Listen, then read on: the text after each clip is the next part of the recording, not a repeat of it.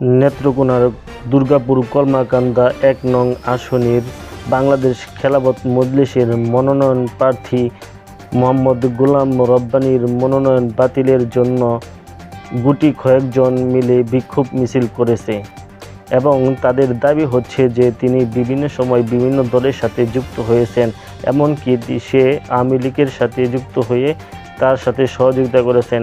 অন্যদিকে বিএনপির মনোনয়ন প্রার্থী কলমাকান্দা দুর্গাপুর ১ আসনের ব্যারিস্টার কায়সার কামাল দেখতেছেন যে দুর্গাপুর কলমাকান্দার মধ্যে তাকে কেউ পরাজিত করার মতো নেই। যদি কেউ থেকে থাকে তিনি হলেন গোলাম রব্বানী।